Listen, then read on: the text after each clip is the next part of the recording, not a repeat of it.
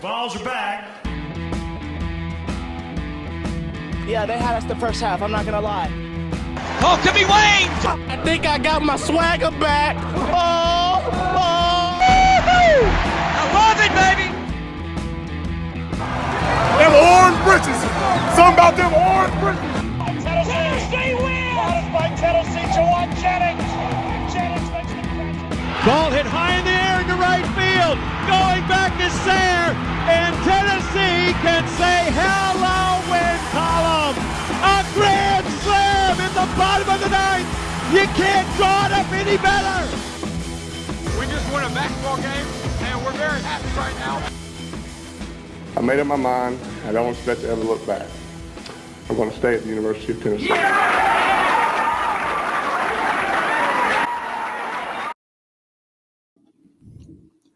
Reddit did to do, and welcome into More Important Issues. It is Sunday, March 19th, and your Tennessee Volunteers are still dancing. That sweet dance. It was a fun ride. I mean, it was a fun ride. It's been a fun ride. Little bit of it couldn't be a Tennessee game without a little bit of cardiac involved, and you certainly had that Thursday night, Louisiana. Certainly had some of it Saturday against Duke, but talk about taking care of business, and talk about taking care of business and just like doing your thing. I mean, Tennessee played their basketball and would not be denied, specifically Olivier Kumwa. I mean, monster game. It's fun. It's fun seeing Duke fans pissed off. It's fun hearing everyone with a blue check mark complain about the officiating like we haven't watched college basketball officiating all season. That Marquette-Michigan State game, I mean, it was a slugfest a lot of the time. Not a word, not a peep. Yeah, they miss. I guess they turned the TV off when there were some bad calls go against Tennessee. But. Right, and I mean, I thought they were letting it get physical. I thought they let Duke get away with some physical stuff too, and that was fine with me as long as they let Tennessee do it, and they did. Last time I checked, you only get 5 fouls, but Jeremy Roach got 6. So I think he got away with another one late in the game too. That wouldn't surprise me. So yeah, no, it's been an incredibly fun weekend. Not just Tennessee getting to move on and heading to Madison Square Garden here towards the end of the week, but also just a great week of basketball. We're going to ignore things that happen in at least top 7 of the most just useless states. So we won't even, I mean, it's not fun to think about. Missouri. Oh, show me state. Oh yeah. They have to have someone show it to them because they don't have it. It's not like Halls. But I guess we will hit on that. Unfortunately, we'll get there. We'll get there eventually. We won't spend a lot of time on it. This is a positive podcast. A lot of basketball talk for sure going on here. Usually we try to go the other way, but in this instance, we're going basketball heavy. Yeah, absolutely, and we should. And Tennessee does have more wins in the last. I guess it'd be would they do that in 3 days than Kentucky. More wins in the NCAA tournament than Kentucky does since 2019. Oh, nice. Good yeah. So also, so does FDU, and so does Princeton. A lot of teams. You get it. You get the picture. It's a good cherry picking stat, and I absolutely love it. So Cal's definitely on the hot seat. I mean, I can't imagine what those fans are. I mean, everybody wants Rick Barnes gone, but I mean, that stat is oof. I mean, they're a football school now. Not good for his brand. It's true. Yeah, that's what I heard. Tough time in Kentucky. I'm gonna be a little bit nice to him because I promised Austin I would. So won't go too hard on Kentucky. It's been a hard day. Getting beat by a team in purple is never fun. I understand. Yeah. We are going to get into the show. If you have any questions, drop them in the chat. Any questions, comments, go ahead and do that. We'll get into it. Before we do, though, got to talk about our good friends over at Underdog Collectibles. Underdog is Knoxville's best sports collectibles store with a wide selection of UT cards, autographs, and memorabilia. Whether you're looking for a Peyton Manning autographed helmet or the most recent Topps baseball card release, you'll find it at Underdog. The shop is owned by UT graduates and proudly supports UT sports by hosting NIL events throughout the year. Stop by the University Commons Shopping Center next to Publix and Domino's to check them out. They're open 6 days a week with live YouTube shows 3 nights per week. Remember to always bet on the underdog. Shout out to Underdog. Well, they also, great people, sent a few of our listeners to the it was at the Knoxville Expo, correct? I believe. It was the Civic Coliseum. Civic Coliseum. Yep. Got to go to a great event over there this weekend, courtesy of Underdog Collectibles. So shout out to them. Yeah. Make sure you check them out. Check them out. To start, I would like to, just come up with everything sweet. So what is your favorite candy sweet? My favorite sweet. Mm-hmm. We actually kind of had this talk this weekend because we were talking Mars versus Hershey company. Reese's is definitely my all-time favorite, but it is closely followed by peanut butter M&Ms. Okay. Got to emphasize, big chocolate guy. Not a peanut M&M. Yeah, for sure. I mean, when you're talking sweets, like that's what you think of first, right? Yeah, I mean, it's probably not me, maybe you. I thought your favorite would be Dr. Pepper. Okay, yeah. Like little sweet, Fair. I don't know. I don't really think of drinks as sweets. But little sweet is. It is. You're absolutely. You're not. You're not wrong. But when someone's like, "Hey, would you? If someone asks you if you got a sweet tooth," I'm thinking candy immediately. Yeah, I'm probably going strawberry cookies from Ham and Goodies. Yeah, that's a good one. Shout out Ham and Goodies. That's a good one. Or some sour gummy worms. Road Trip, Peachos, 100%. What's your favorite song with sweet in it? I don't know the title of the song. It might just be called "Sweet Victory" by SpongeBob SquarePants. Ooh, that's a good one. That's the first one that came to head when you said sweet. That's all I've got. Well, I mean, so there's Sweet Caroline. That's a good one. And then there's also How Sweet It Is to Be Loved by You. Yeah, you nailed that, by the way. I mean, dang. Yeah, you did. I got a little nervous, got a little sweaty in my chest area, but yeah.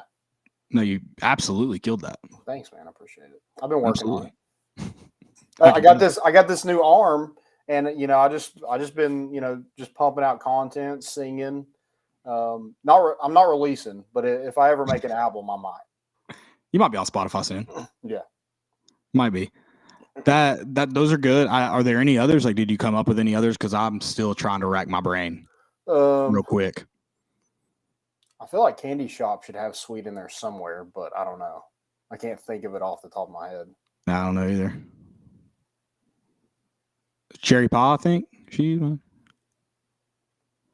Sweet cherry pie. Yep, there we go. Sweet cherry I decided to sing for it. Yeah. How am I going to sing like you? I don't have those vocals, so you do. You're a choir kid at heart.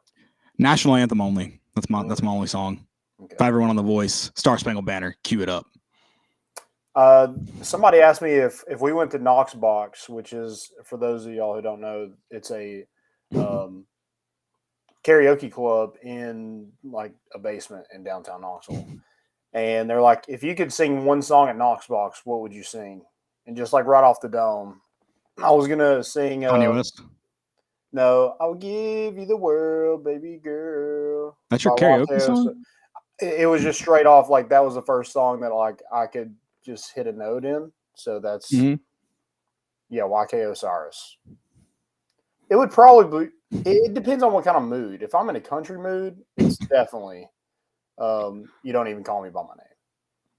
Well, David Allan Coe. Landon kills David Allan Coe. Yeah. So yeah, you'd have to do that one for sure. Yeah, definitely can't be sober singing that song. I also like that you called it a karaoke club and not a karaoke bar. That was very classy of you. This is an establishment that is for gentlemen and ladies. That is it. Yeah, you don't go there for the drinks, that's for sure. A lot of sweets to talk about, though. I mean, this has been. I mean, not that I thought Duke would just steamroll the Vols, but certainly not the ending, and not that the final score completely reflected the game. I mean, it was just kind of it was like in a movie when you see someone like choke someone out, and struggle, and then all of a sudden they just go lifeless. That was what the Vols defense was, just absolutely suffocating. And then the movie didn't end when they went lifeless. They stayed lifeless for like 2.5 minutes, and it was very enjoyable to watch the Duke Blue Devils be lifeless. I wish Coach K was in the building. He isn't an honorable, loyal his guy. ghost was definitely in the building. He's not honorable and loyal like Roy Williams. You know, he goes and supports his guys still. He's a North Carolina guy through and through. Like him or love him, he's loyal. Coach K would never be around the program right now. He couldn't be. He would never do it. Yeah, nothing. And I would have loved to see his face in the crowd. And while that just stomping at the end occurred, it would have been so much fun. Yeah, I mean, didn't we just know this was going to happen? Didn't we say this is the team that goes on a run? Of course, we did. Right? We did allude to that. I almost was saying it facetiously, and I think it's really. Now there are some people, don't get me wrong, some people that have been just over the top sad, and it's the same people who are over the top happy in the same sense. They just no level emotions when it comes to Tennessee, which I kind of get. It's either 100 or 0, nothing in between. But I mean, not that the season was not a disappointment. Don't get me wrong, but I mean it was less than ideal, especially in the back half of the season. And it's kind of interesting. The ones that are like basketball doesn't matter in February are the same ones that are agreeing with me that Rick Barnes should be Tennessee's coach, like definitely before all this occurred. But it's it just seemed like Tennessee wasn't putting up much of a fight, wasn't doing the little things right. Was so hot and cold throughout February and even some in January too. And just very confusing team. We talked about it though. You beat the crap out of Texas. Sure, it's at home. That's a big win. You get number 1 Alabama again at home, but it's a weeknight, not the same environment. You win. Then you go to Texas A&M though, sour. Vanderbilt, sour. Missouri at home, sour. Same Missouri team that got thumped by Princeton, by the way. So yeah, it's just a weird team, and yeah, we were saying it. I mean, this is probably somehow the team. They certainly never lacked the talent or even play. They had the play in them. Like we've seen the play. They beat Kansas in the neutral site, beat USC. I mean, like in pretty solid fashion. I mean, this is beat Maryland, another tournament team that looked good for 15 minutes last night against the number 1 overall seed. That was about it though. But yeah, it's not a question of if, it was a question of when, and maybe now is when. I'll take it. If that's what it takes, I'll go through that roller coaster of emotions to get to where we are. Even Thursday night, we were just like, I mean, we're the same team, up 18 and barely squeaked by a Louisiana team. Couldn't throw it in the ocean at times. I mean, there was still that yesterday, but they played with so much passion, like they wanted it more. And those games that they lost to Vanderbilt and Missouri, even Louisiana, we just didn't see that side.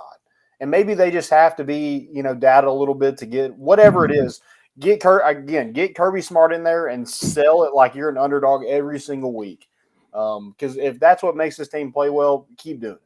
Because 52 points, it seemed like four guys that are probably going to be on NBA rosters here pretty soon.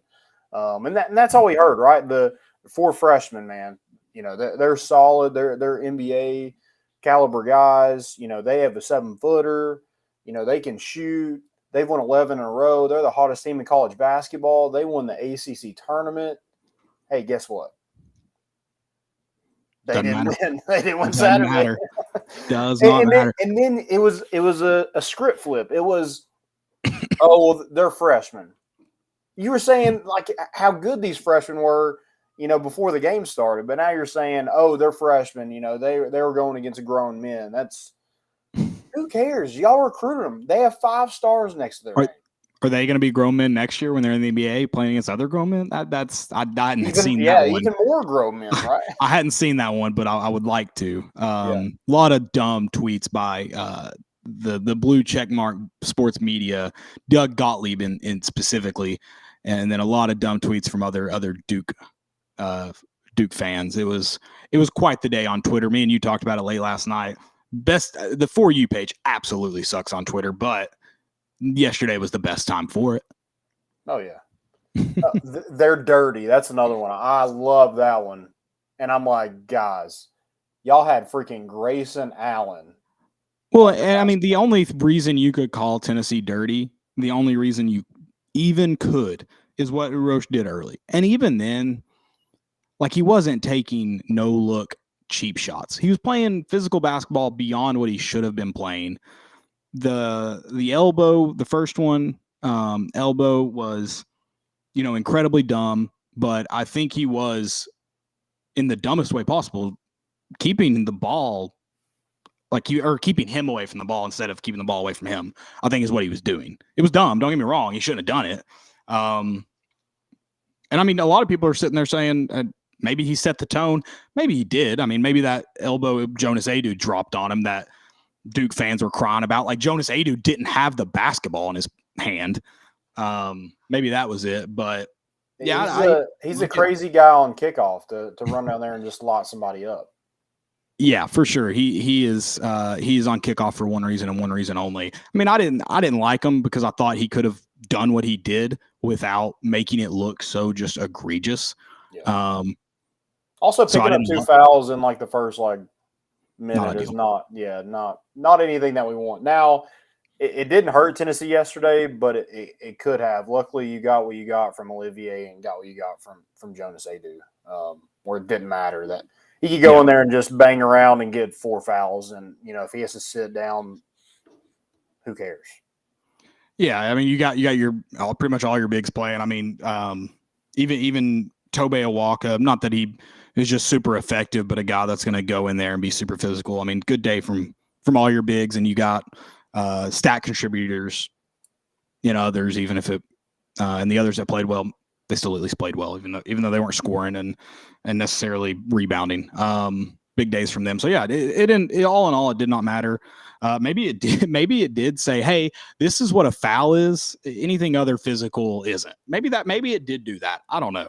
I know I didn't. I know it was just like you said, starting off with 2 fouls, especially a team physical like Tennessee, usually isn't your way to success. But hey, it worked out, and I won't we won't talk about the methods when the outcome is what you want. Yeah, and I don't think like Olivier showed out. We're going to talk about that in a minute. But it doesn't have to be him. I just think Tennessee needs one guy that can get in 20 points, and I feel good about Tennessee winning. Whether that's Josiah, whether that's Santi, whether that's Olivier. We've seen Julian be able to do it. Whoever it is, Tyreek Key can probably get there too if he can knock down some shots. But Tennessee desperately needs somebody to take control of a basketball game. Yeah, you mentioned getting into 20. A player is comfortable. I mean, especially when it's someone like we only have to score 60 and we're good. Yeah, when it's someone like Kumar, you still have Vescovi getting 14, producing for you. Josiah Jordan James, not his best day, but does get 7, and the three-pointer he hit was just at the right time. Which another guy you mentioned I want to talk about is Julian Phillips. I mean, certainly not his best day in a Tennessee uniform, but he did seem to maybe get some of that confidence back that he's been missing. That putback was perfect. Yeah. I mean, perfect. I mean, that's a boost. When you're in the game, I mean, he only played 19 minutes. When you're in the game, make something happen. And that seems like what he did yesterday. Not a huge contributor by any means, but, I mean, filled up the stat sheet. Same with Josiah. If you're not going to, get a ton of points, contribute in some other way. Mm. And Josiah did that. He had 3 steals, 4 assists, 5 rebounds, a block. So fill up the stat sheet in some way if you're not able to score the basketball. I mean, 3 for 12, I would like to shoot a little bit better than that. But if you're going to fill up the stat sheet, I think that's a way to kind of make up for it a little bit. Yeah, absolutely. And another thing, too, to kind of hit on those guys that didn't necessarily score points for you, I thought all 9 guys played really good defense for you. There was not a lineup on the floor that I felt uncomfortable with. Sure, there were some better lineups in there. I thought, I don't know what the plus minus is. I got to imagine Adu's is better than Urosh's, especially since Urosh didn't score. But I got to imagine that plus minus is a little bit skewed towards Adu. So I certainly like that one better, but I really did not feel uncomfortable with the lineup. I thought everybody played really, really good defense. I thought, and I mean, you talked about just being more maybe ready, and maybe that goes into focus. I mean, even when Duke was getting off screens, able to get the ball going towards the basket, I thought Tennessee did a really good job of either switching, rotating, whatever it may be. I just thought the defense was sound. I mean, Tennessee plays good defense often, we know that. But I thought it was all really sound. And this game could have been a lot worse if Duke doesn't hit some big-time tough shots. Yeah, I mean, every time Tennessee would go on a run, it felt like Duke was answering there until the end when Olivier just scored 13 straight points by himself. Yeah. But yeah, it kind of felt like that. It was just like, both teams just kept hanging around. Even when Duke went on their run, I think Tennessee was in their slump. They're always going to go on, a spurt where they can't throw it in the ocean. But Vescovi hit that three to make it a 3-point game. And the only reason why you're still in that game at that point when you have those is because of your defense. You had 8 steals, 5 blocks, and only 9 turnovers. You didn't turn the ball over a whole lot, and it didn't lead to baskets on the other end. Yeah, if I went team back like and that watched as athletic as Duke, they want to get up and run, and Tennessee didn't allow them to do that because they took care of the basketball. Yeah, and I think too with the turnovers, I think it was you talk about Tennessee's going to have those slumps. I think if you went back and watched, I would guess a third, maybe even closer to half of Tennessee's turnovers probably all came in that slump that they hit. It was just, and it's frustrating. I know you want Barnes to call timeouts, and I think he does need to try. And I know this is like complaining after a win, 2 wins. You're like, well, what do you want him to do? But I for some reason, there's no one out there that can settle Tennessee down, and they compound mistakes often, and they create these runs for the other team with turnovers, and they're usually dumb turnovers. They're not usually forced turnovers. Right. So I bet they all came in a 5-minute span, 6-minute span, at least 4 of them, and just not good basketball. But I mean, Tennessee was able to respond, and it goes back into really good defense. And I said, Duke, it's crazy to think that if Duke doesn't hit some tough shots, that they score less. How could Duke score less than 52 points? I know it's crazy, but I mean, think about some of the turnaround jumpers they hit. Think about some that they're working through screens that they end up, because Vescovi's able to climb through his screen, Urosh is able to play off of it, that they've got 4 hands in their face, and nothing easy. And they struggled late in the game. They weren't able to hit some of those big time shots. It seemed like Roach was just chucking up threes, hoping they'd go in at one point. So that, Tennessee's defense prevailed. But yeah, Duke gave they tried to throw some knockout blows there at the end, and just couldn't do it. Yeah, and you had Filipowski that, I mean, I know what Urosh did wasn't great, but also like when you're flopping around on the court like that, like I hope officials aren't going to give you that call if they know you're going to do that. Right. And another thing too about that elbow, like I said, I really do think he saw him. And again, instead of trying to get the ball away from him, try to get him away from the ball, which you're going to get called for often. I told you late last night, I think if he keeps his hand on the ball and just like most offensive players turns into him, probably, I mean, depending on if he sells the flop that good still, it might get called. But they're certainly not even going to go to the monitor and question a flagrant one. Like, that's not going to happen. Yeah. Yeah, I hated that. I hate seeing flopping, especially in college basketball. Yeah. Like, this is the NCAA tournament, and that's how you're trying to, like, gain an edge. It's like, come on. Right. And I mean, and you're Duke. You're a freaking blue blood. Like, why are you playing like that? And if you did it that's something Penny Hardaway would do. Well, he can't anymore. He's on the NCAA tournament, but right. I mean, and rightfully so. That's why he's out too. And Kentucky. Let's see that foul came within 50 seconds of the game. If you were flopping 50 seconds in, I mean, you thought about it for a long time. you knew who to. You had an idea of how to go at this game. And I mean, listen, There's two things you can do when a team's more physical than you. You can try to be physical back, or you can try to get the whistle. Sometimes either works for you. The one I don't know, they were physical too, but it wasn't. Yeah, I it mean, wasn't like physicality from Santi had them. to freaking fight to get over every single screen. Well, that's another thing I thought Tennessee did really, really well yesterday is off-ball movement.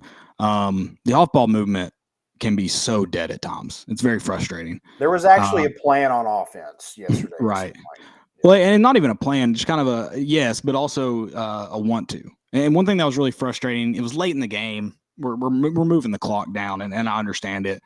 But I just don't think Tennessee's a team that can wait until 8 seconds left, like most teams. They can't wait until 8 seconds left. It was actually Kumwa's dunk, I'm pretty sure, when Josiah turns in the corner because he gets stuck. And there's just not enough off-ball movement to create anything in 8 seconds, typically. But for most of that game, the off-ball movement was insane. And Vescovi's a great example, and he does it 90% of the time. But everyone that hadn't really watched much Tennessee basketball was trying to figure out when he was going to stop. He had played for, good Lord, how many minutes did he play? I'm trying to pull it up. Vescovi? Insane amount of minutes. 38. 30 and ran for 38 minutes. I mean, he ran for 38 minutes. I'd like to see how many miles he gets in a single basketball game. But yeah, he kept moving. And I mean, I think that's something Tennessee can still improve on, especially in those slumps. You don't have a guy that you can kind of just clear out for, make space for to go to work. There's not anyone. I think there's times in the game that Tyreek Key tries to be, but when he struggles shooting, he doesn't. I got really frustrated with him because he was struggling and goes in and throws up a contested floater. If you're on, if you're shooting well, and you're the guy that takes the ball into the paint, throw up the contested shooter or contested floater for sure. But if you're not, you can't take that shot unless you're at the rim. And so I think he's a guy who wants to be sometimes. I think Jemiah Mashack can be sometimes. I don't know if he wants to be. But when you don't have that guy, that off-ball movement's crucial. Yeah. Yeah, I totally agree. I want to give a standing ovation. Tennessee won the free throw battle and hit their free throws, baby. Let's go. Absolutely. We talked about it. I said it doesn't even need to be 80%, and I was right. 76.9 will get it done. Yeah. And it was getting shooting 9 for 21 from 3 helps a little bit too. Jemiah, I hate to pick on you, my man. I hate to. You talk about a guy who didn't score a lot, but man, did he impact the game. I mean, covered a lot of ground. Covered a ton of ground. Yeah, he's guarding their best player. I mean, when he was in the game, he was guarding Roach. Roach ended up with 5 turnovers. Now, I don't know how many of those were when Jemiah was guarding him, but I'd say a good amount were. Kind of keeping him out of control, not letting him have an open lane to the basket. And, yeah, he just did a phenomenal job on defense. I mean, yeah, I'd like to see him impact the game a little bit more on offense, but, hey, I'll take it. If you're able to hold a team to 52 points, you don't need a whole lot of production on offense. Yeah, and it's kind of hard to also when you got one guy going for 27. There's only one basketball. Feed Big O. I don't know what his normal free throw routine is. I don't pay attention all the time, but his first 1-and-1, that deep breath he took after hitting, he hit the first, and that deep breath, I was like, yeah, that's a miss. He makes me a little nervous when he's at the line. Yeah, it's not as Urosh nervous, but it's a little shaky. Yeah, he goes 50 for 50 in his 1-and-1s, and it was enough to just keep it out of reach. Mm-hmm. That's it. That's all you needed. Also, I'm sure you're going to see more teams do it down the stretch and make Tennessee hit their free throws. You absolutely should have been fouling them with 2 minutes left. Yeah. And honestly, if I was Tennessee, I was thinking maybe we should just foul them back and see who can hit more at this point. I'm thinking that's how you beat Tennessee. Don't even let them play defense at all. Foul them. Just hack a shack the entire way. You need a lot of bodies, I guess, in there to. And they hardly played anybody. I think they played one bench player more than 4 minutes. The rest of them, one played 1 minute and one played 4 minutes. So. Yeah, I didn't realize that, and then I mean that's another thing. If you're going to be that physical and you don't have any depth, it's tough. It's going to take a toll on you, and it seemed to do just that in the second half. Yeah, absolutely. I'm kind of, Tennessee, thankfully, if that's that, let's say they play in the round of 64, which usually ain't going to happen, Duke and Tennessee. But if you have a physical game like that in the round of 64, you're sweating that next game on Saturday or Sunday. That's a tough game to bounce back for 2 days later, day later, however you look at it. Yeah. Tennessee getting 6 days of rest, I guess. We get to ride that high all the way to Thursday, baby. Yeah. So I think that's big time for Tennessee to get that back because, like I said, Tennessee was obviously super physical and the more physical team, but Duke tried to beat that as well. And they have a good defense too. It's certainly not one of the worst ones at all. And I think they're 17th in KenPom. I don't know what KenPom means. I like just quoting it though. Yeah, I have no idea. Analytics. That's what it is. Absolutely. Math. Math, yeah. Nerds. But yeah, I do want to point out that Duke is was the leading rebounding team in the ACC, and Tennessee did out-rebound them 35-30, which I thought was impressive with them also having a 7-footer. Kentucky destroyed us on the glass with Sheboy, so with them having an actual big and us still, winning the rebounding, we had 12 offensive rebounds. And Adu had 3 of those. Props to Adu because playing his hometown team, it can't be easy. So for him to, show up and be like, hey, you should have recruited me, having 3 blocks in that game, and guys that he was probably recruited over is pretty impressive. I hope you've seen a lot of the Duke fans insist that they never wanted Adu. That was never even a thought. No. So I hope he made them regret that thought then, or lack thereof, I guess. We got Landon Allen said standing O for UK getting knocked out. Let's do it, baby. Suck it. Standing ovation for that one. God. Yeah, that was fun. That was a fun way to kind of Sunday's not over yet. Still a lot of good games happening. But yeah, that was a good way to kind of start wrapping up the weekend. For sure. What's looks like FAU's 24-16 on Fairleigh Dickinson. So yeah. Is it Fairleigh or Fairleigh? Fairleigh, I believe. Fairleigh Dickinson. I believe. Don't hold me to that. FDU, baby. FDU. That's we talked about it. I guess let's touch, I guess, on to kind of wrap up, put a bow on the Duke game. It kind of sucks in the NCAA tournament. You're like, I don't want to look ahead. Don't want to celebrate, sit on this win too much, even as fans, because you're already thinking about who the next opponent is. And speaking of Kentucky, you're looking down at that other end of the bracket. All right, Michigan State, which, real quick, Kentucky, I'm like, it's really hard to beat a team twice. It's really hard to beat a team 3 times. But if you beat a team twice, I think you could probably beat them 3 times. Not that I don't think Tennessee could beat Kentucky, but maybe I'm more happy to see them go because we could have to play them again. Yeah, I don't want to see Oscar Sheboy anymore. And we won't. I think he's out of eligibility. I don't think he can come back anymore. I think he's done. Yeah. I'm good on him. Then Marquette, Michigan State. We kind of talked about it. I don't know if that was before the show or when we started, but probably prefer that 7 seed over that 2. And I do know one thing though: Tom Izzo in March is never a great thing. Not always a bad thing, but never a great thing. Yeah, some would say he's Mr. March, but I'm going to rebuttal that and say this year it might be Rick Barnes. Yeah, St. Patrick's Day is over. That green, most colors don't run. I'll take it a little bit further. Maybe it's Olivier Kumwa. You know what's funny? I'll tell this funny story. That joke so much. Our buddy, I won't name who because I don't know if they'd want me to share this, but I'm going to go ahead and say it. He got a text from his dad, and he was like, how about Kumwa? And he spelled it Cumwa. I love that. I think that's the way he should spell his name. Maybe throw a K on there to make it less. Yeah. Yeah, a little down, but I like that. I think that's a good spelling. Yeah. And to be fair, anytime I type his name, I'm unsure. I have to look it up. Anytime. Both first and last. It's helpful if you do it enough. I'll have to tweet it from our Twitter. So it usually just if I do NK, it usually pops up the rest of me, so I don't have to think about it. Maybe I need to put on. I don't have like autofill or anything like that. Maybe I need to add it because I tweet his name an awful lot, and still I have to double check myself. Well, even the first name will kind of throw you off too.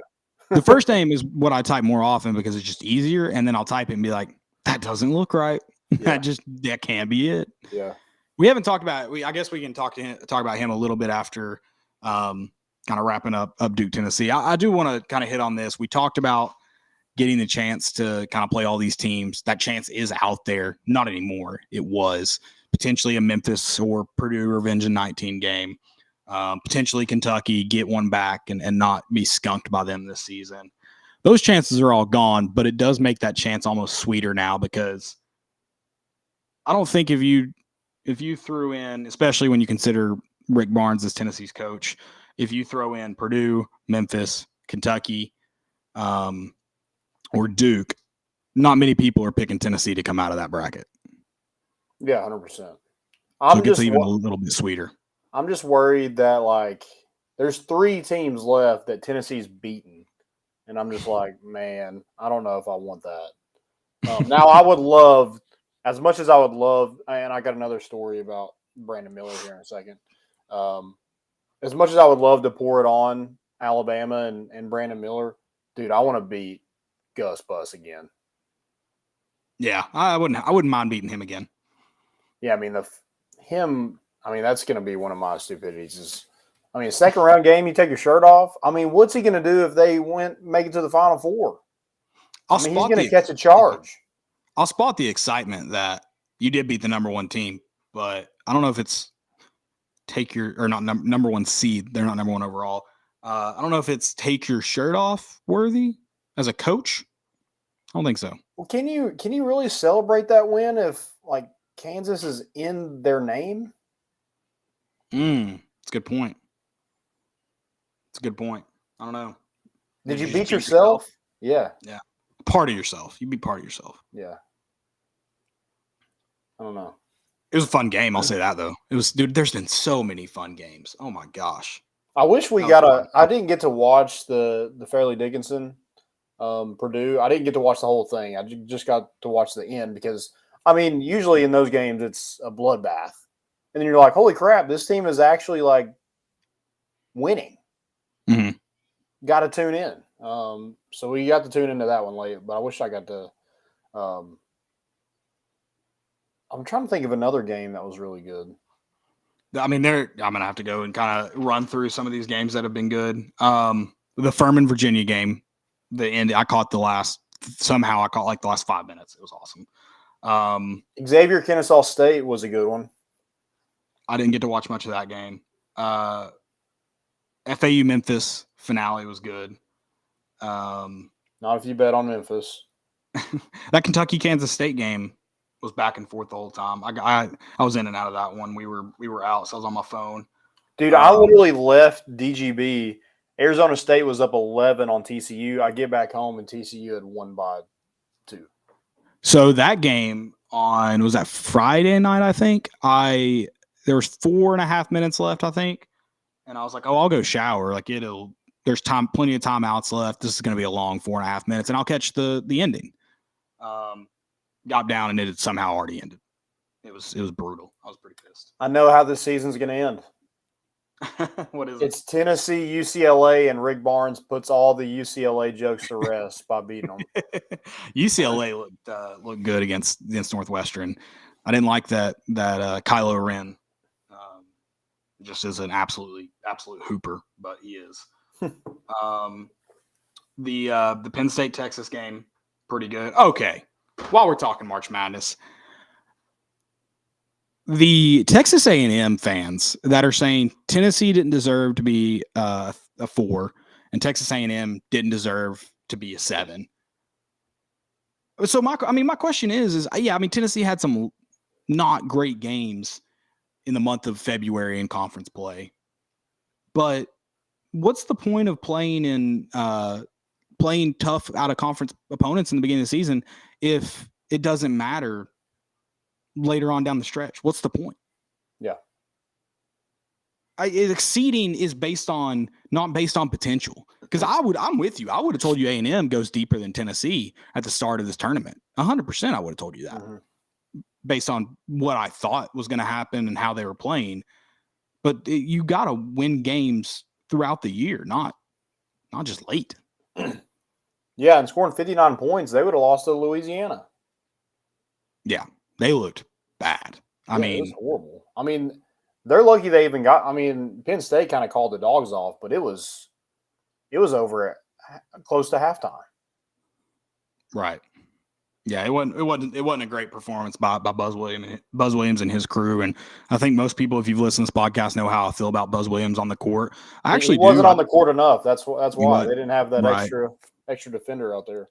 Yeah, he didn't get his 3-piece suit dry cleaned the night before. Tough go around. No, I mean, as a coach, I think Buzz Williams is a guy that loves his players. Last year, just the way he handled that, they did get snubbed last year, 100%. And by the way, I don't think they should have been a 7 seed. I thought that was a snubbing, but it does matter. Like, you can't say, oh, Tennessee shouldn't be a 4 because you're a 7. That's not how that works. But yeah, I last year, the way that got handled, I thought Buzz Williams did a great job. I think he's a pretty good basketball coach, but your fans are making me hate him even more. And he's going to be my little boy of the week ahead of John Calipari if you keep it up.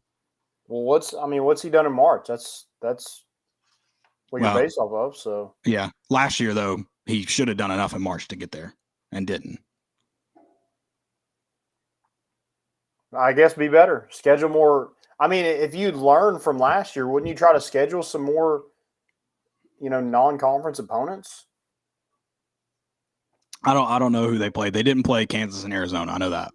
No, I'm pretty sure. Like, I heard this on the selection show. Is like, I mean, it's obvious that the committee values the non-conference schedule, and they played absolutely nobody. Yeah, they didn't play anybody. Yeah, I don't know exactly, and they lost to someone small. I'm gonna pull it up. They had a bad loss. They lost to Colorado. Shout out Tennessee. They also lost to Murray State, Boise. Well, they were a tournament team. Wofford. They lost to Wofford. I remember the Wofford. Yep. So. Yeah, hey, not a good Here's show. The thing: you lost to a 10 seed, like you weren't going to win it anyway. So why? I mean, what does it matter what your seed was? Right. I did have a fail on. Was it? Hold on, and I just while we're talking NCAA, I kind of want to hit on it. I do want to talk more about Olivier if we have it, but Stuart, I thought it was Stuart. Stuart Mandel said he's promptly deleted.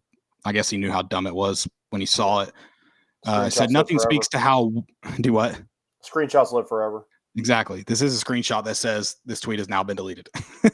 It says nothing speaks to how watered down college basketball has become. Then A, the best player on a number 1 seed is not a serious NBA prospect.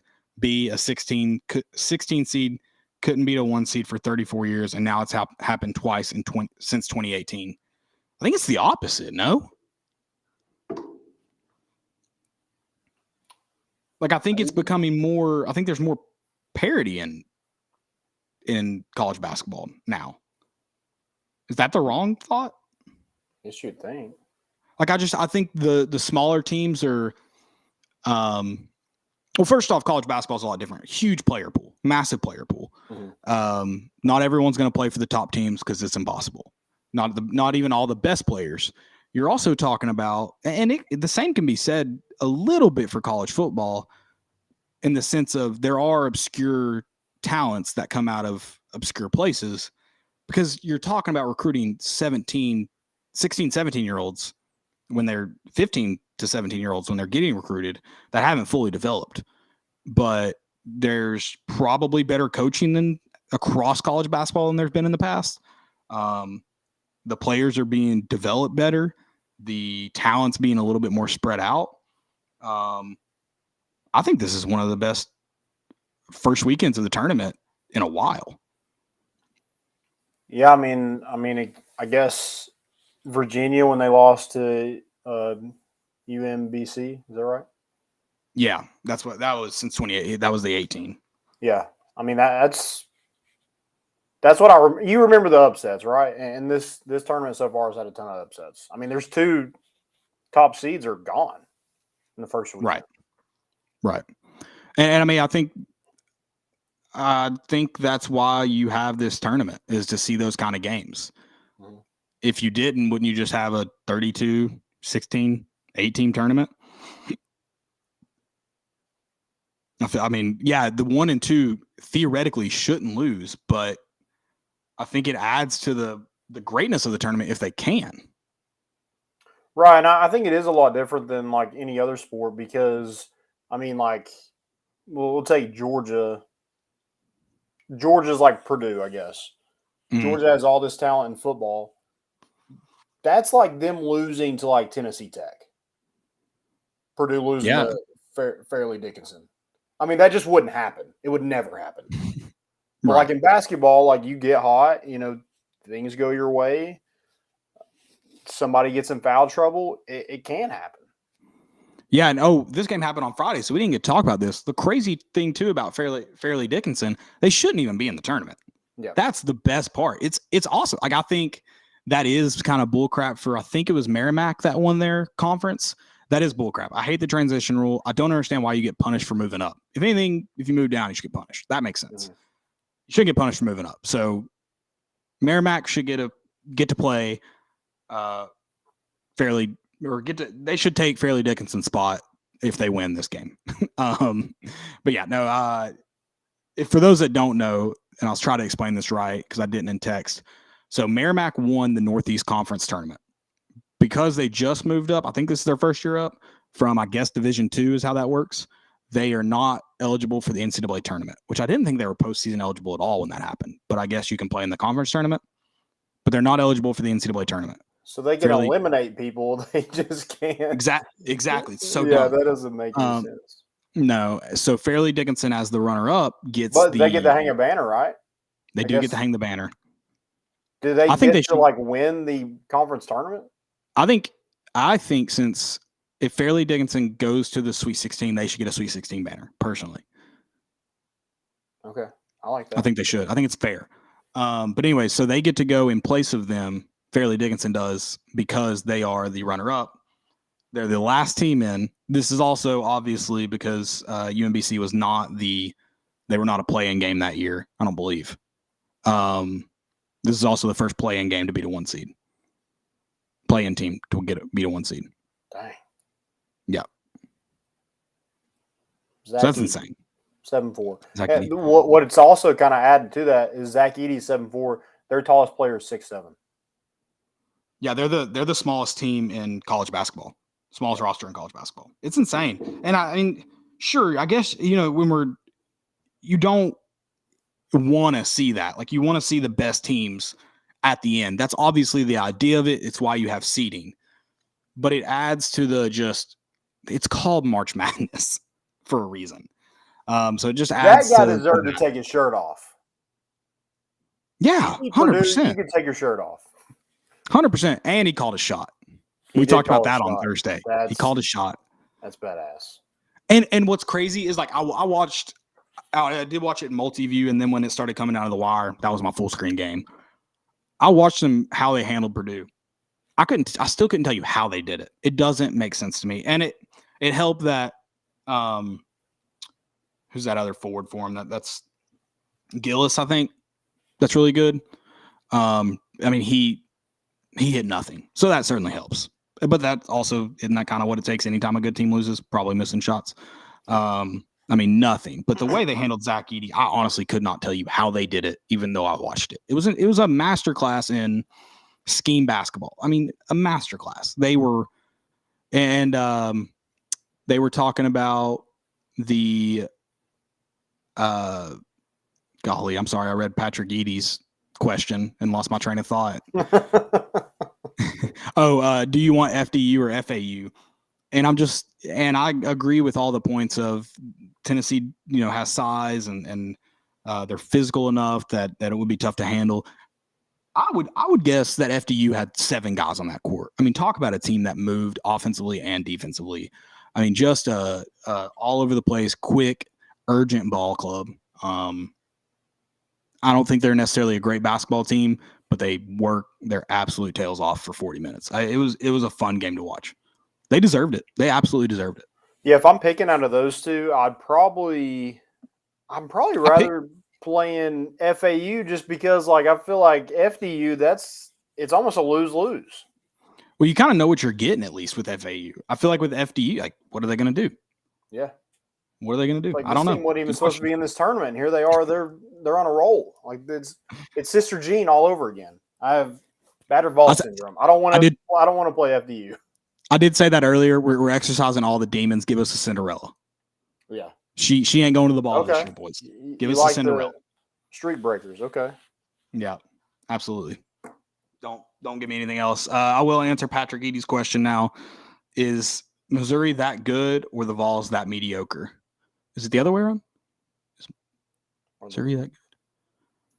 Missouri is a lot like Tennessee, I think, that they can play up and down with the best of them. He's talking about baseball. Right? Oh, baseball. Shoot, that makes sense. I thought Missouri lost to Princeton. That's who I thought we were talking about. Okay. Sorry.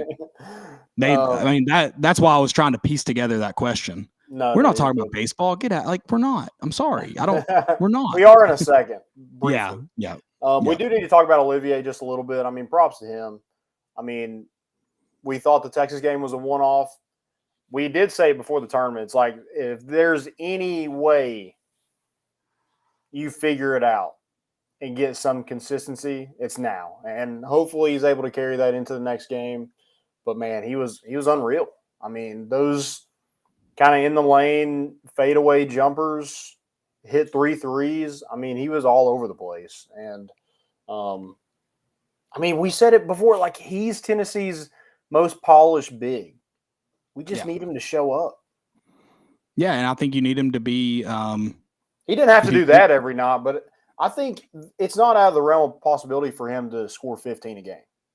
Right. I think you need him to be more physical, and that's what he was. I don't know if it's because he knew he's playing 7-footers and there's got to be separation, but I just thought he played a lot more physical, and that kind of, I think, gave him confidence. I'm sure it's because the shots were getting knocked down. He just looked a lot more confident throughout that game. Do you think making Filipowski bleed a little bit, do you think that helped? You know, that kind of nobody bleeds bone blood. They're like, hey, he bleeds like the rest of us. We're good. He's shark. Sharks in the Olivier's a shark in the water, man. Yeah. Hey, I did want to cue it up because I mean, I hope there's a run in this tournament because this play will get played for a long time. I mean, just a nail of a shot from Olivier. Can we? Here, I'll pull it up just to make sure we get the right video. I'm sure everybody's seen it. But hey, I want to watch it again. I don't know about you. Is it the putback? Oh, it is. 50% of their shots. Oh! Shot hammered in. Come on! I mean, on his head. And I'd have to go. That was the final nail, right? Dude, if you could have been at Southside, and I wish somebody had it on video of that play. It erupted. It should have. I mean, I think there were beer showers. There's a lot of beer that was spilled after that play. And not purposely. You just can't contain yourself in that moment. Yeah.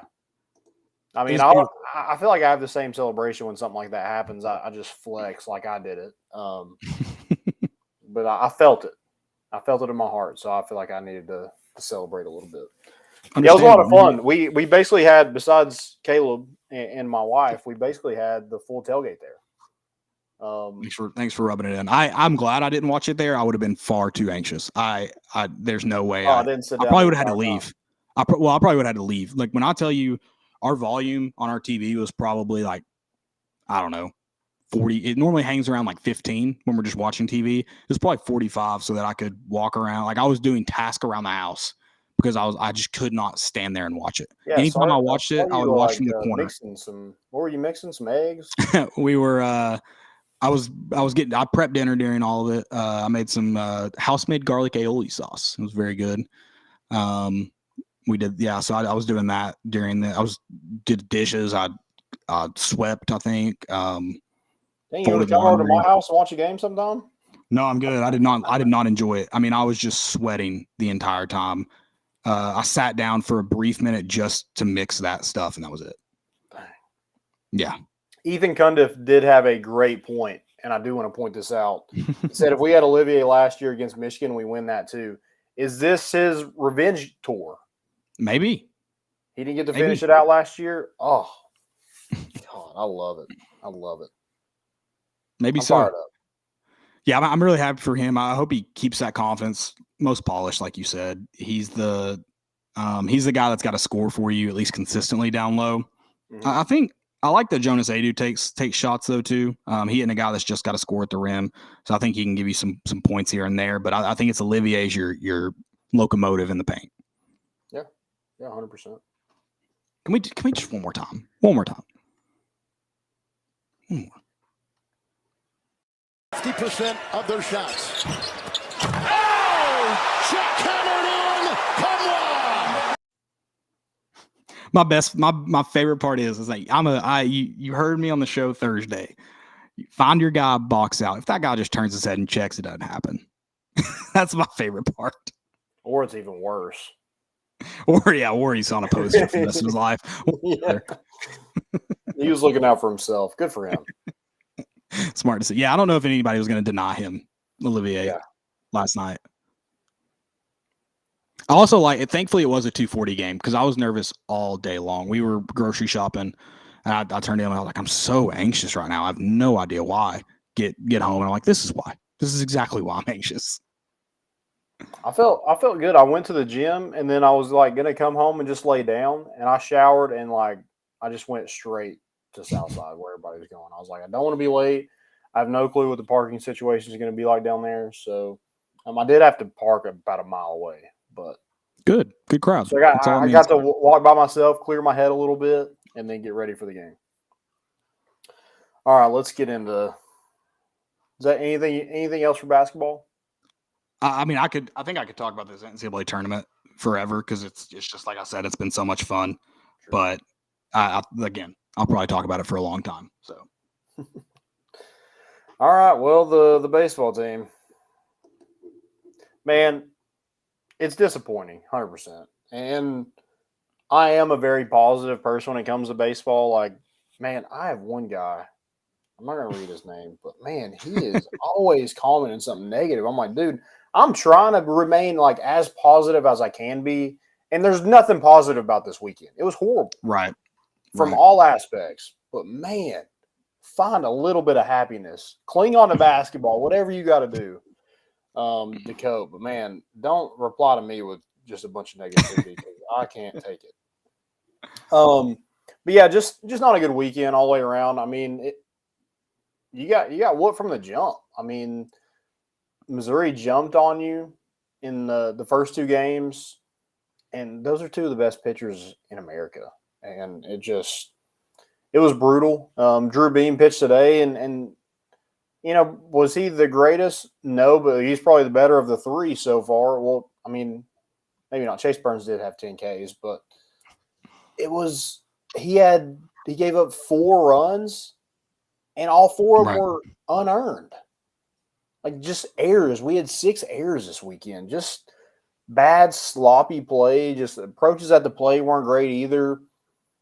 I mean, I think teams have figured out, like, we have trouble. We're patient at the plate and maybe sometimes a little bit over patient and we struggle with off speed. So we're so patient at the plate, we're letting 2 strikes go by, and then you're fighting against, an off-speed pitch the rest of the way. And Tennessee does chase a lot. And, it just, for whatever reason, Tennessee couldn't put it together. Anytime they get people on base, strike out, pop fly, ground out. I mean, they couldn't even bunt and get anybody over.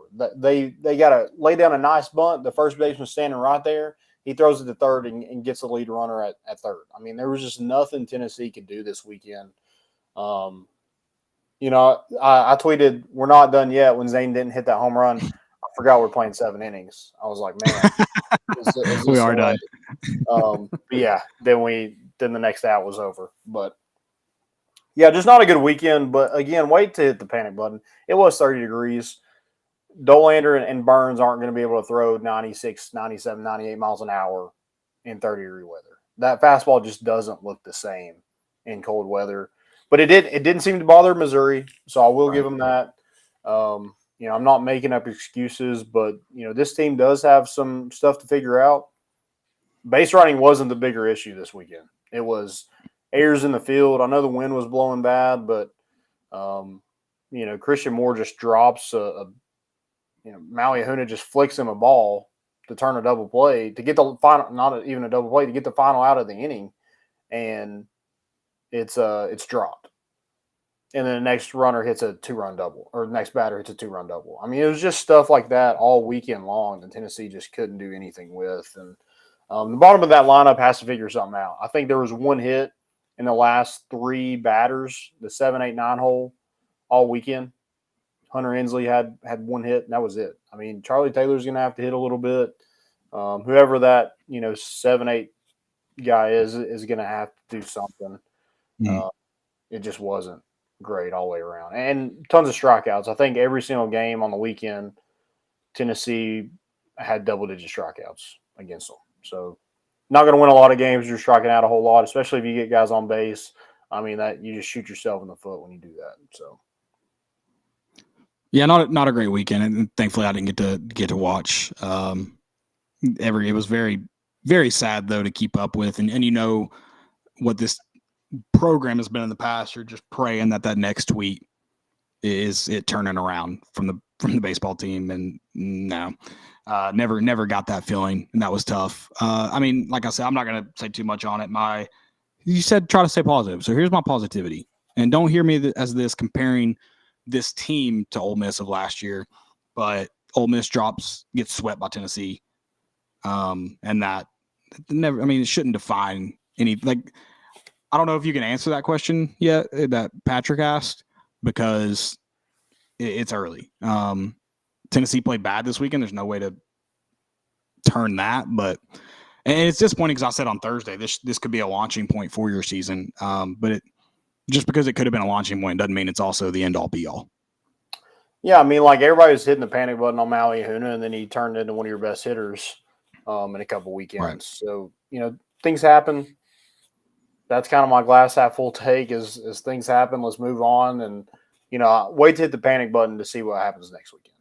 Yeah, get the hell out of Columbia and be done with it. Yeah. Because, don't take that one with you. This team's got talent, and the pitchers are going to be fine. Dolander's going to have to find another pitch besides a fastball, especially if it's cold outside. It's not hitting 96, 97. Some guy was like, yeah, he's been sitting at 92 all year. I'm like, dude, that's not true at all. I've been to most of the games that he's pitched in, and he's sitting about 96, 97. So I don't know where that guy got that from. But, yeah, but 90% of his pitches are fastballs. So going to have to find something else for a strike. Because, I mean, Missouri just sat on fastballs. And Tennessee fills up the zone. They're going to throw strikes. So, Missouri just came out there and wanted it more than Tennessee did. I mean, there wasn't a ton of effort. Not effort wasn't the issue. It was just like just the height. I saw a lot of people concerned about the body language, demeanor. So yeah, it just seemed down all weekend. And maybe that was due to the cold weather. Tony Vitello got tossed. From the broadcast, you couldn't really tell why. Apparently, it was a balk call, which I didn't really see the replay of it, so I don't know exactly what happened. But here's a knock. I will knock Tony. This team, the teams previously had that nucleus of guys where it didn't matter if he was there or not. I do think this team needs Tony Vitello in the dugout, and at least I'd like to see him not get tossed. Yeah, I think like you said, needs him in the dugout at least right now. Mm-hmm. I think that program is the same program that existed last year. Nothing's changing in how they approach things, so I think it could be there. You do have some leaders left, but it's not the same guys. So I think some of that attitude, I think is the right thing to say, has to grow. So yeah, I mean, I don't disagree with what you're saying. I mean, there's just not all your juniors and seniors are transfers. Right. Everybody else kind of in that lineup, besides Camden Sewell pitching wise, I'm talking more of your lineup. I mean, Blake Berg and Christian Moore were freshmen last year. I mean, most of those guys are, still younger or they're transferred in. So they're basically newcomers too. So, It takes a little bit. That's why I think Tony Vitello needs. I think they need Tony Vitello to be in the dugout. I know he's a manager. I know people think like that's the most overrated thing, but I think when you are, coaching at least college baseball, I think there is some strategy. Calling pitches, DHing whoever. There's a lot to it. So I definitely think they need the head man. And he's just he's positivity. He's a firecracker. So there's no one who gets more hype for a home run than Tony Vitello. So they need that kind of ball of energy in the dugout. Yeah, I agree. I agree with that. Let's see this team we talked about with Evan Russell a couple weeks ago. Let's see this team kind of come into their own, learn how to win on the tough days, and then maybe you're not saying the same thing. Yeah. All good. Stay a little bit more positive. That's my advice. It's one weekend. You got plenty left. It's one weekend. Yeah. And for those that are like, oh, Missouri's not good. Missouri beat Texas and TCU earlier in the year, and those are two really good programs. So I don't think they're a bad program. Now, I don't think their pitchers should outduel Tennessee's pitchers ever, and I don't think their lineup should out-hit Tennessee's lineup ever. But I do think this team is a lot better Missouri team than we've seen in the past. Right. And you're getting everybody's – when you got number 2 next to your name, you're getting everybody's best shot. That's another thing. It's like you can't take a weekend off. Right, which, again, this team has to learn to – Learn from the basketball team. Right. This team, though, they have to learn to deal with it. Not that last year they rolled into the season knowing they would get everyone's best shot, but they – like you talked about that nucleus. They already had guys that kind of had played that a similar role, and it wasn't brand new. This is almost a completely different team, and so learning to kind of manage everything going on and the game. Yeah, you got to learn how to do it. I disagree with a comment here that this team's going to be below 500 in SEC play, especially. We're looking at I think the team's playing very different baseball than what happened against Arizona and Grand Canyon. The losses didn't look the same. So I don't think we're looking at a carry. I don't think it's the same team from those weekends. Yeah. So hopefully the problems that happen this weekend aren't the same next weekend or the weekend after. But yeah, we'll see. We'll see how it goes. And then I don't know, call this to wrap the season up in week 1. Did we listen to Josiah Jordan-James talk yesterday after the game? Yeah. Let's hold a just pause for a second before we put a pin. Before we. We're all back in, after that trip to Arizona, and then now this weekend happens, and everybody's like, "Oh, we're going to be below 500. We're terrible. This is a bad baseball team." I don't think that at all. I definitely think Patrick, I'm not saying what you said. You just asked a question. Yeah, we're talking about there was a comment on Twitter. It's a fair question to ask after this weekend, right? But yeah, I'm not thinking this team is bad. I don't think that at all. No, well, that's another thing is we're also you've seen a team through, I can't remember how many games they played, a small fraction of their season so far.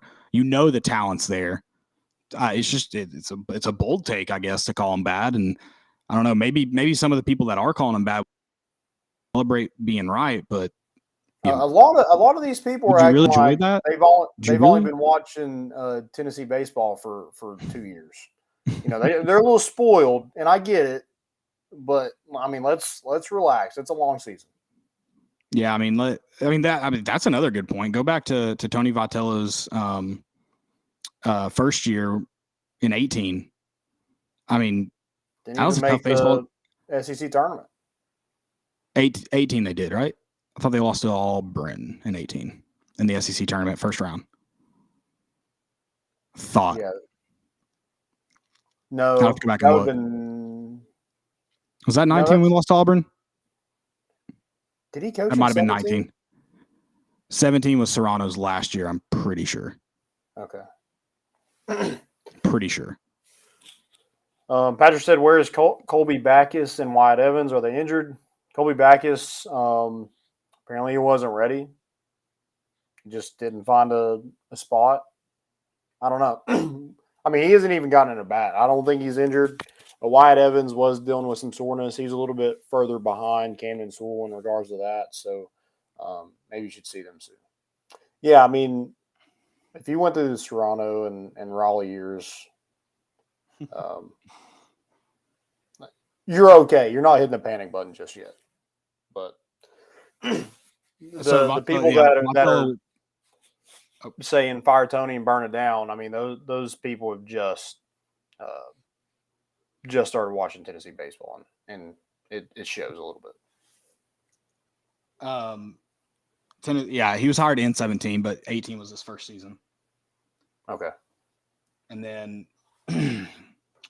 see, I think you are right. I think I'm getting 19 and 18 confused. I think 19 we lost to Auburn, made it to the Chapel Hill Super Regional, or regional, excuse me. Yes. And lost there. I think that was right. 18 was not an appearance, I believe. Yep, that's right. Okay. Perfect. All right. Here, I like this one. Last one. And you kind of said this. Josh Hazelwood said, Dolander, Burns, and Beam didn't forget how to pitch. It sucks, but people need to chill. I mean, yeah, it's the same guys you saw last year. And I know their struggles were a little bit highlighted this weekend. You mentioned, I mean, when the guys behind you are making errors too, your errors are highlighted. And so, yeah, you do need but let's think about the guys they had behind them last year. They'd all, those guys had been together for, I don't know how long. I mean, like you said, a lot of transfers coming in, or young guys, one or the other. So yeah, I mean, it'll be it'll take some time to mesh, and I hope it happens sooner than later. Hopefully it doesn't take too long. Yeah. So Tommy Underwood said, roll with Tears, Dryling, and that kid from Colorado, ? Let the young guys grow, rebuilding year. I wouldn't say it's a rebuilding year, because you still have, if you had to replace everybody in your lineup and your starting pitching rotation and your bullpen, yeah, sure. But when you return pretty much everybody pitching wise, the bats just got to come. You got to back them up. If they're not having their best day, that lineup should be able to score enough runs to not make it, even in question. But right, didn't do that this week or this weekend, and that's what. But I'm kind of with you on Dryling. Tears has had some issues in the outfield a little bit. Didn't have a good weekend at the plate, but Dryling he's a kid that, I mean, I have no clue. I'll just be on. I have no clue why he's not in the lineup every single day. No clue. But I'm not. Anything else for baseball to hit on? That's all I got. Let's get to. All right. Any more questions? I know we hit some throughout that, but if we got any more, did get a Go Vols in here. I mean, always Go Vols, always. I hope for a fun week. It's my plan. Yeah, I mean the baseball team just sold, so the basketball team can flourish. So yeah, props to them. Yeah, there's only so many wins to go around in a weekend, right? Team guys, yeah. Yeah. They do get to come back home. I think that's after a weekend like that, another road trip would be tough. So I'm glad they get to come back home for Western Carolina and then A&M for a series. So that's good. And then Thursday, you obviously have Tennessee in Madison Square Garden. Do not believe that time. I don't know when they announced those times. Who gets what slot? See because when I looked last night, nothing. Yeah, it looks. I don't know. No clue. So we'll get those times soon, I guess. Probably about a night. That. Hopefully it doesn't interact with this show. But yeah, Patrick, one more little comment, not a question. How about Lady Vol softball swept LSU in Baton Rouge? Well, foreshadowing. I hope so. Softball team's been impressive so far this year. Rolling, yeah. Hoping that continues. And then also the Lady Vols on the hardwood, they play tomorrow night, I believe. Okay, cool. I'll have to look up what time. All right. Most important? Most important. Joe, you want to get in here? You got any most importance?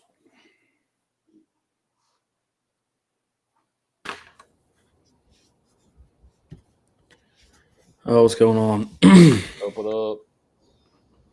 Joey Boots, back from Panama.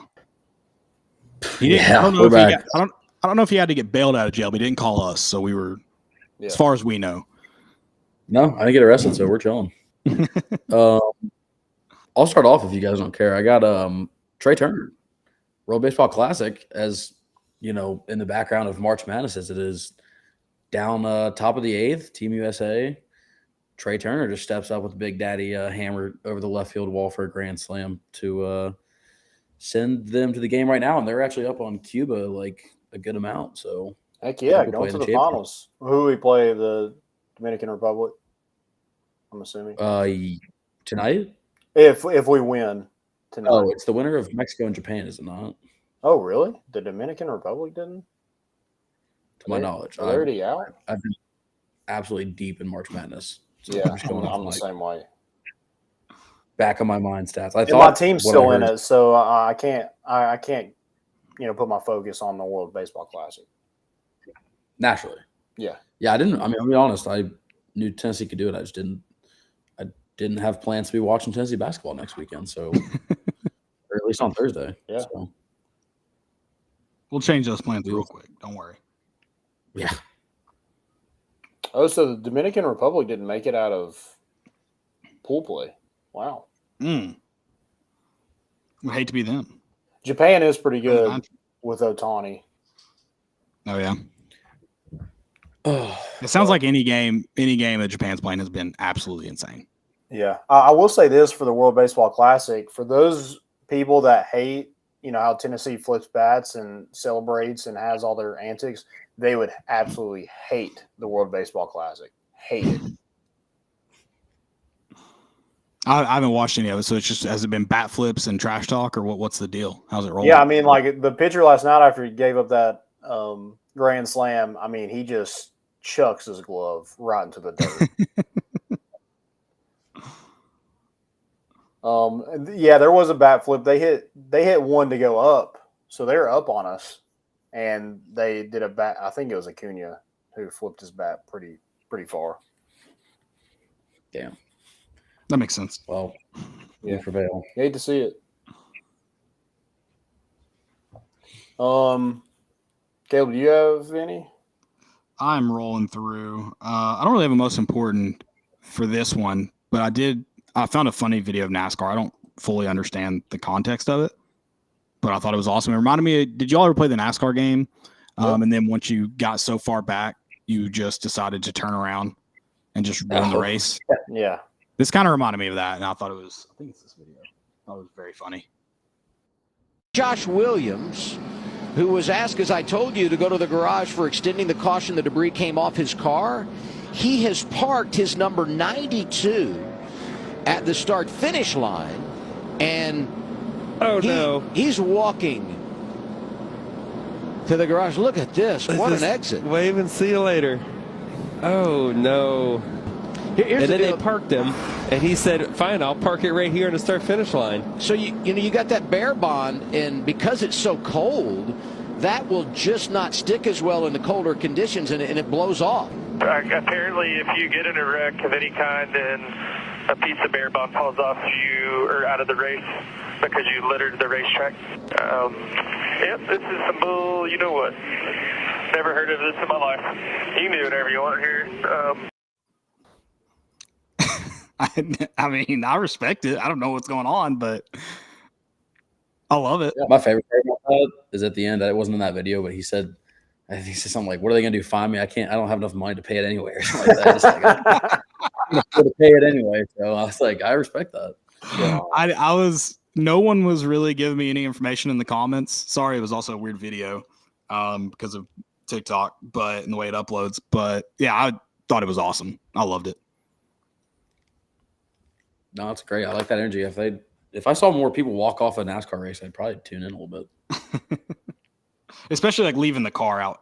Leaving the car in the middle of the track is a heavy. I will fight anybody out here. Yeah, big troll. I respect it. My most important is Zakai getting to go to New York. Yeah. Wasn't in it for this game, so props to them for making it to the Sweet 16. So he'll be back with the team. Which, for future reference, Tennessee basketball. If I don't know when his surgery was, what the date was, I'll give him a ride to Greensboro next time. Just call me. I'll get him there. He should have been there for the Duke game. Yeah, that man had to be on some heavy pain pills for them not to make it there. We would have had fun on the road trip. We would have gotten so many peaches. Don't worry.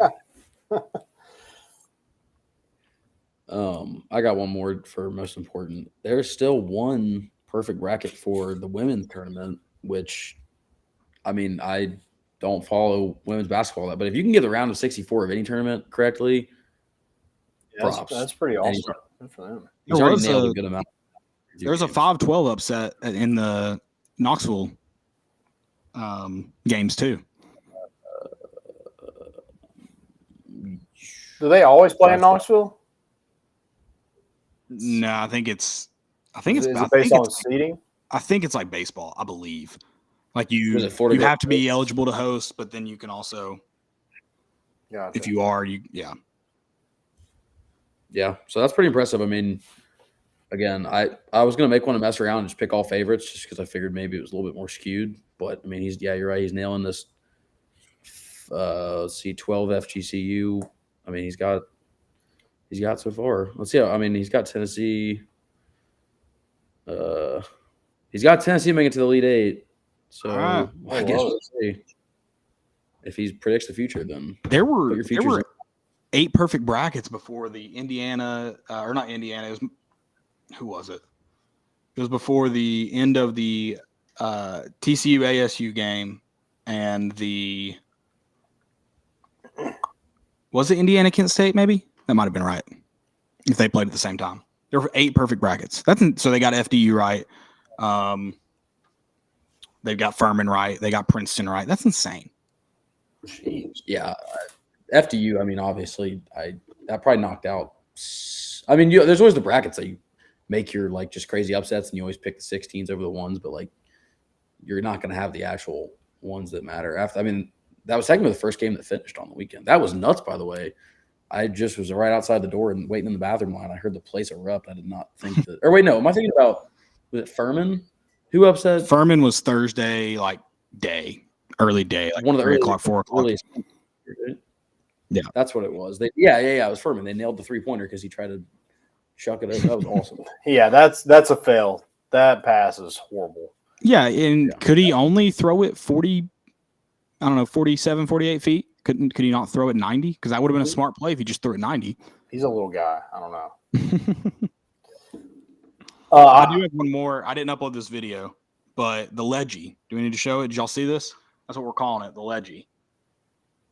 Oh, yeah, up on top. The free throw. Man. I've never seen that. Have you? It just gets stuck on the back of the rim? There's a good shot. Dang it. I've seen it, but in like random clips. I don't think I've ever seen it. I've never seen it. It was awesome. I erupted. That was probably the loudest I got during the tournament so far. Do they redo the shot? Like how does it? Or is it I think it counts as a miss. I feel like that should be a make, though. Personally. Yeah. What does that get ruled? Just like a turnover? I think it was his first free throw, so I think he got to shoot a second. Oh, free throw. It was also in the Providence, Kentucky game, and Kentucky had to delay their warm up because they were fixing the goals. They were making sure they were level and had the ladder out. Oh, please do that in Madison Square Garden. Well, I feel like if you have to check the goal before the game, you should probably be checking the level of it just not every time out, no? You think? I need to be sure that thing hasn't somehow moved again on you. I assume you set up the goal. I guess it's probably because the game before happened. Like if it's in the same arena. Iowa State and who'd they play in the first round? Pitt. Iowa State didn't warm up at all for that game and then got shot terrible. I can't remember the percentage. Missed like the first 13 or something. Yeah, they literally did not make a shot, or at least a field goal for the first one. 7 minutes or something wicked. Yeah, it was insane. Longer than that. Any more? Most important? Right? Was that a fail? No, I thought that was most important, personally. Okay. It's cool. I have a fail on the 12 seeds. Usually you're picking a 12 over a 5. None of them won. Mm-mm. Nope. 16s took the spotlight. 16s and 15s. Yeah. 16s and 15s. It's their year. 15's the new 12. Let's see. What were my 12s? It's a new 12. For real, though. St. Peter's. I think Charleston was my only 12. Oh, and Drake, who probably should have won that game. I picked Charleston, too. I thought agree. That was going to be the one. I took Michigan State deep in my bracket and I did one of those. You can't do it with the bracket. You got to stick to it. I try to be like, well, I'm in like 3 different money brackets. Pick Michigan State to at least go to the Sweet 16, if not the Elite 8. I got whatever the matchup with Duke would have been. Because no offense, I didn't put Tennessee. I did it last year, and I put them to win in my bracket, and that was stupid. Whatever. The way they played Thursday night, there was no way.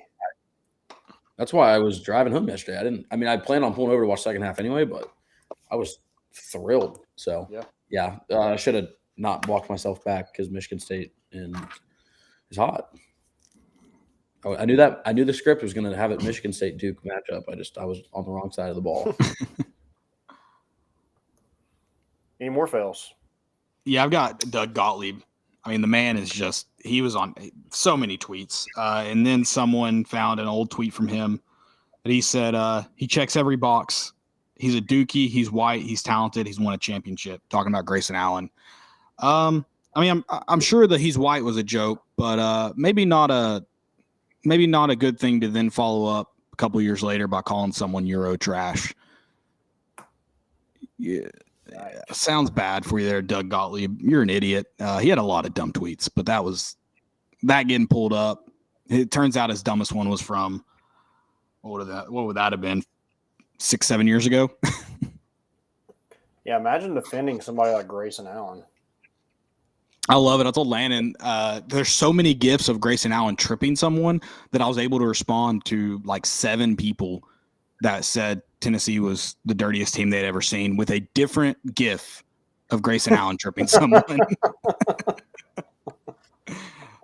If you have more than one gif of you tripping someone, that's bad. Real bad. Yeah. Uros has only made somebody bleed like once, maybe twice. It wasn't him that made him bleed Saturday, though. Oh, it wasn't? He didn't draw blood. Mm-mm. Also, was it Thursday night? No, it was yesterday, too, I think. Tennessee was bleeding all over the court. Was that yesterday? Uros kept showing the official. He's like, they're scratching the crap out of me.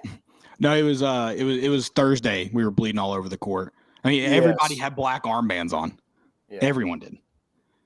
Also, that play that Uros got called for lifting his arm, they went and looked at a flagrant moments before. Like, the reason his arm went up is because he however you say his name, reaches over Uros. Yeah, reaches over Uros, and then Uros reacts by hitting his arm up.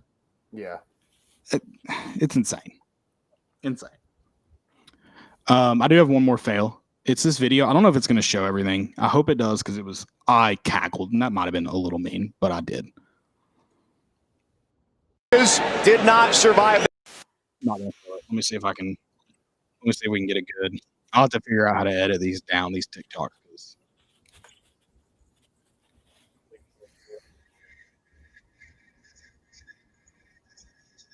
Oh my God.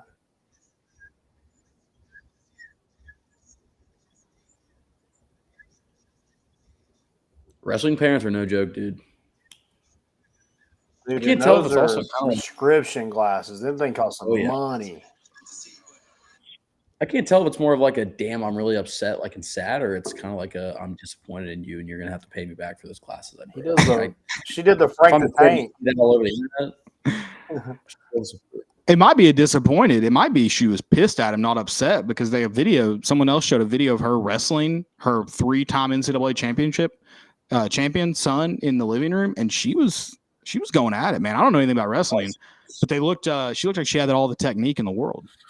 That's insane. Off. She's not happy with her child. That's trauma. I've never understood breaking things on purpose. It's your stuff on purpose when you're mad. The times I've accidentally broken stuff, I've been really upset with myself. One time I was playing Madden and I threw my phone, not like hard, just like was in my hand and just like tossed it. And the floor underneath the cart, it was like in a basement. So the floor underneath the carpet was just concrete and it shattered my phone. Like a case on and everything. Shattered it. I was so mad. Like how? Like where's the subfloor? If this is their subfloor in here, that doesn't happen ever. Very upset. I used to be way worse when I lived with my parents because it wasn't yours. Now my Tennessee rage has gone down significantly. I just break pencils, but that's good. You just keep them with you. You. I get number 2. I get the nice. I always have Bic number 2 mechanical pencils with me, and now you bringing mechanical pencils.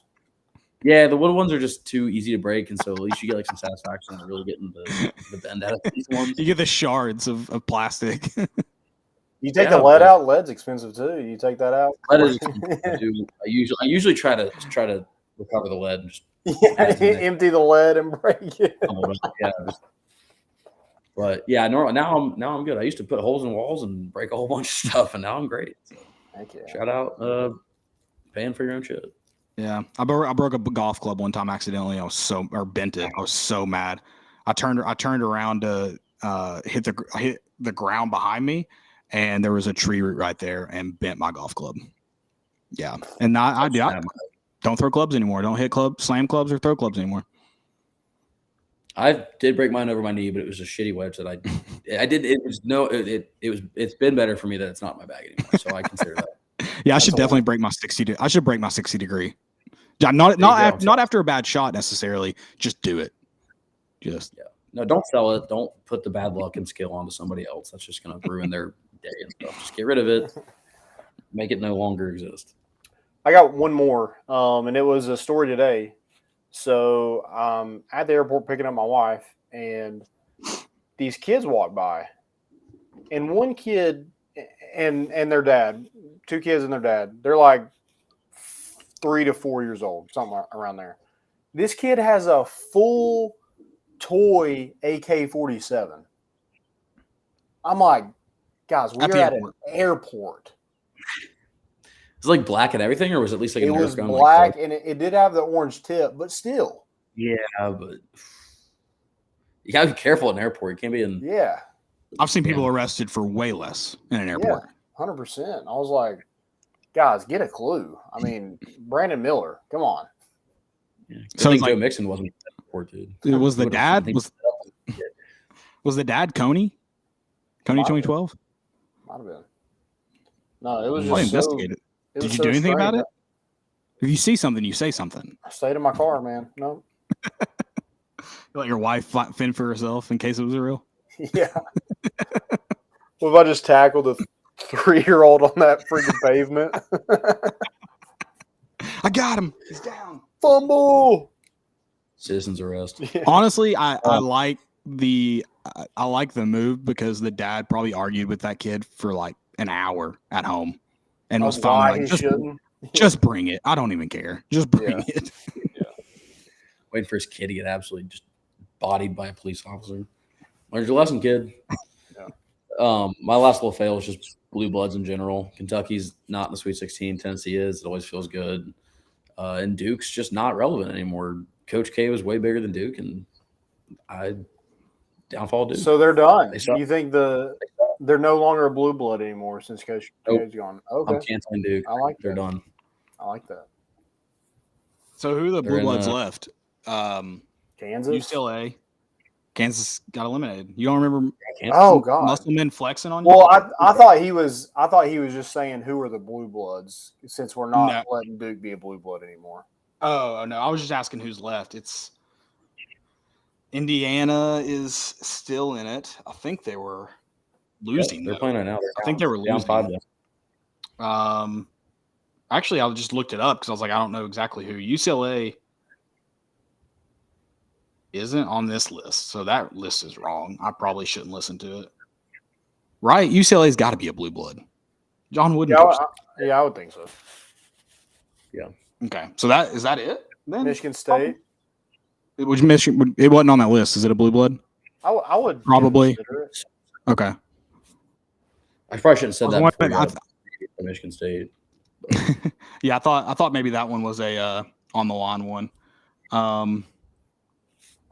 Yeah, that's it then. I guess that's left. Huh? That's pretty wild. Also, we didn't talk about Bruce Pearl just absolutely shitting away that Houston game. Houston struggled early on. Get a 11-point lead at the half, double-digit lead at the half, and just shit it away. I had them at plus money. I bet on them plus money. It was like plus 360.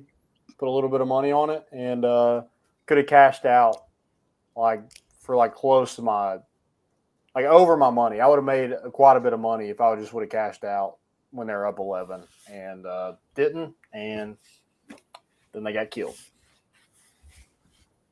So I did a quick Google. I put list at the end. That seemed to get the better hit. BetMGM says Duke, North Carolina, Kansas, Kentucky, Indiana, and UCLA are the only blue bloods. North Carolina didn't make the tournament. I'm telling you, blue bloods are done. It's over. No more blue bloods. I'll write up the new list of them. We'll just go with that one officially. I did the second list is from Reddit. Someone making the case for Michigan State. So you gotta they need they're borderline. They need a defense attorney for them to be a blue blood, but they might. That's what they're doing in this tournament. I guess they're making their case. Haven't they? How many? What's their record or their streak? Their streak for tournament appearances. I don't know. It's quite a bit. Let me just real quick before we close it out because we talked about stories. This will be a good year to beat them. They have made it every year. Straight. Yeah, 25th straight. Obviously, every year since '98. Obviously, without 20. COVID-19, 2020.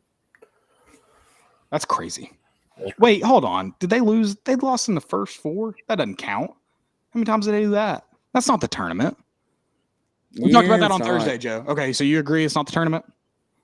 No, I mean, obviously it's tapered as the tournament. Like if you were going to say Pitt didn't make the tournament, it's but I mean, I know it does not count as a tournament. Well, Pitt did make the round of 64. Mississippi State didn't make the tournament.